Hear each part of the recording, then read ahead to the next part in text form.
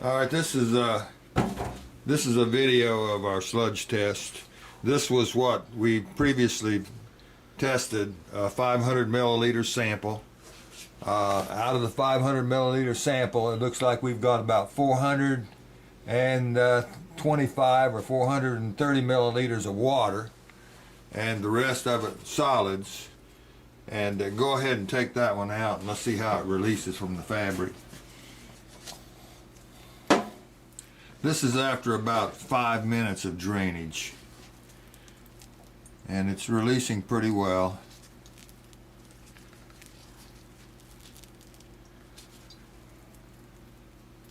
So that looks pretty good. So now we're going to do the jar test. We got a 500 milliliter sample, and what we found with this one was that we added 50 milliliters of a 1/4% polymer solution, cationic polymer.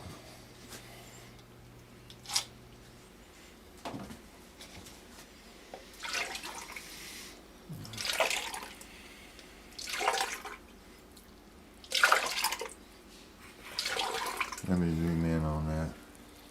Okay, go ahead. So you can see we've got pretty clear water and a pretty good flock. Maybe not the best flock we can get, but suitable flock. We've got our standard woven polypropylene bag fabric in the test room. So you can see we have good clear effluent coming out.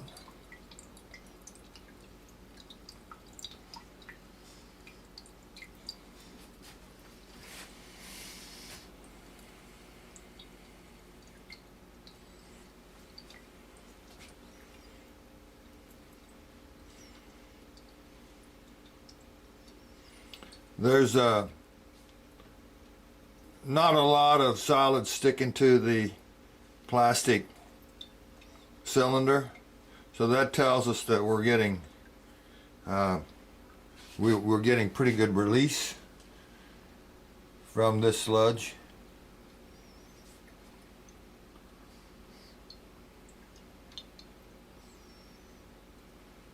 And it's up to about 350 milliliters of water at this point after only about 30-45 seconds of drainage. And that's pretty good by most of our standards. It'll continue to drain as this other one did. This other test was done probably 10 minutes ago, maybe.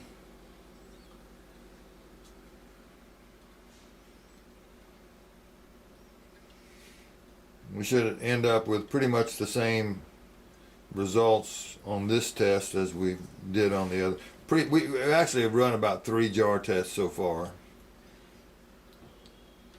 to come up with the right dose.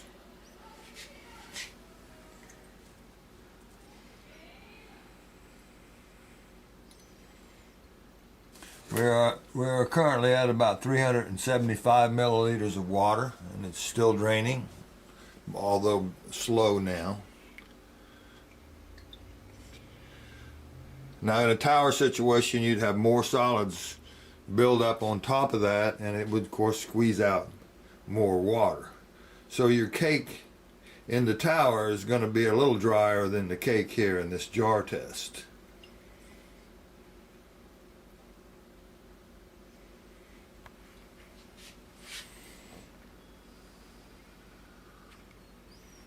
We're at about 375 milliliters of water, and in this one over here we're right at 450 milliliters of water. And so it'll take another few minutes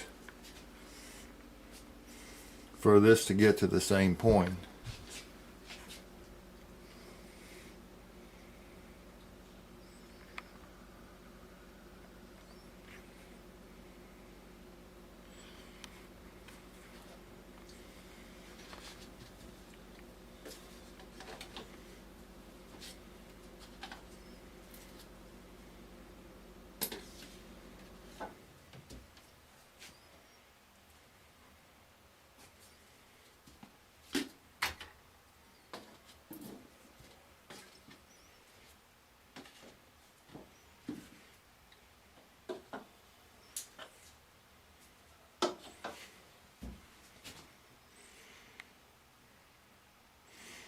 So I'm going to cut this off now.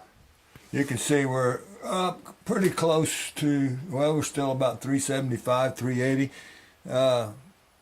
It could have been a little bit of difference in how much we had in these beakers because we don't have an exact amount, but they should be pretty close to each other.